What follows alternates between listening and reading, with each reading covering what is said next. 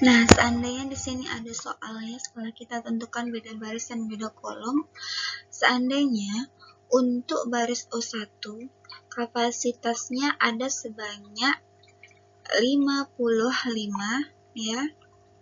Kemudian untuk O2 kapasitasnya sebanyak 45, O3 kapasitasnya sebanyak 30 dan O4 kapasitasnya sebanyak 50. Sementara permintaan untuk D1 ada sebanyak awalnya 40 ya, kemudian D2 20, D3 50, D4 30 dan D5 40.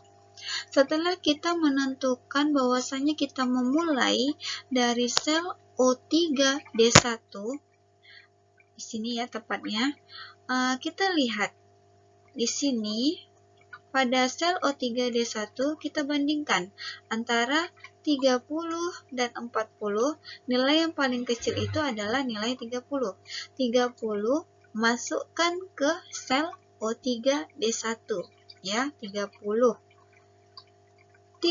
masuk ke sel O3 D1 berakibat permintaan sudah terpenuhi sebanyak 30 dari kapasitas yang kita masukkan 30. Ada sebanyak 10 permintaan yang belum dipenuhi karena kapasitasnya kurang. Kita lakukan pencoretan.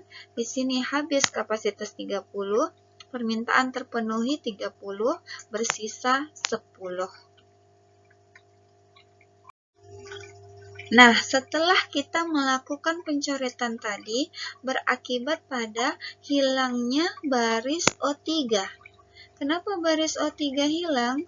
Karena sudah terpenuhi jumlah kapasitas, yaitu 30, terpenuhi menjadi diisilah sel O3 D1 tadi dengan angka 30.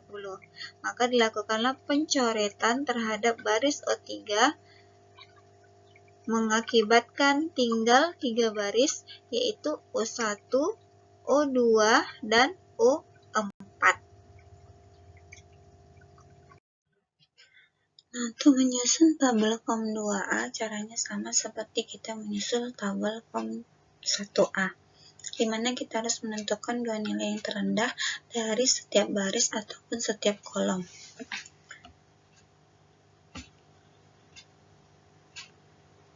Nah, ini ya, kita lihat di sini. Untuk beda kolom yang pertama, nilainya 1. Dari mana nilai 1? Nilai 1 itu diperoleh dari dua nilai yang terendah diselisihkan, yaitu nilai 5, angka 5 dikurang dengan 4, sama dengan 1. Oke. Yang kedua, 5.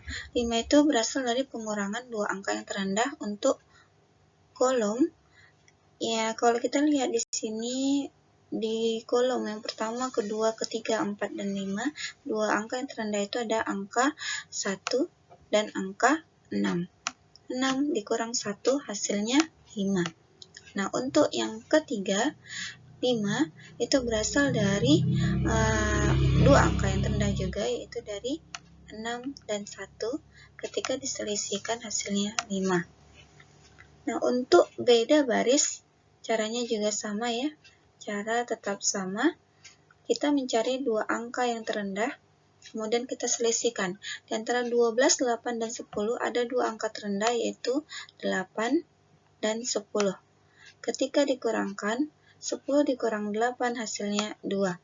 Nah, untuk yang kedua, beda baris yang kedua, kita cari dua angka yang terendah. Kebetulan ini sama ya, ada 4 dan ada lagi 1. Nah, ketika diselisihkan 4 dikurang 1 sama dengan 3. Nah, lanjut ke baris yang ketiga, ada dua angka yang terendah, kebetulan sama di sini ya, ada angka 6. Nah, ada lagi satu angka yang sama, yaitu 6. Maka 6 dikurang 6 hasilnya 0. Nah, untuk yang kolom yang keempat, dua angka terendah yaitu ada angka 5 dan ada angka 6. Ketika diselisihkan 6 kurang 5 hasilnya sama dengan 1. Dan beda baris yang terakhir kita lihat di sini ada dua angka yang terendah, yaitu ada angka 1 kemudian ada angka 7. Nah, ketika dikurangkan 7 dikurang 1 sama dengan 6.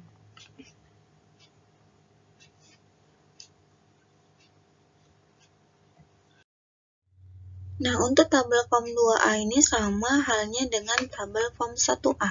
Di sini setelah kita mendapatkan beda kolom dan beda baris, maka yang kita lakukan selanjutnya adalah kita menentukan nilai maksimal atau nilai terbesar dari beda kolom dan beda baris. Nah, coba lihat di sini ada 1, 5, 5, 6, 1, 0, 3, 2. Maka kita akan memilih nilai yang paling terbesar yaitu nilai 6. Nah, baris-baris yang berkaitan dengan angka 6 ini ada sebanyak 3, 1, 7, dan 1. Nah, sesuai dengan kalimat yang di atas, ongkos pengangkutan terendah pada kolom ini terdapat pada sel O4D5 yaitu sebesar 1. Ya. Ada juga sebenarnya 1 yang di atas yaitu 1, O1 dan D5. Di sini ya kebetulan sama, beda salah satu, kebetulan saya memilihnya di O4D5. Maka alokasi pertama akan diletakkan pada sel O4D5. Ya, disinilah akan diletakkan pertama sekali.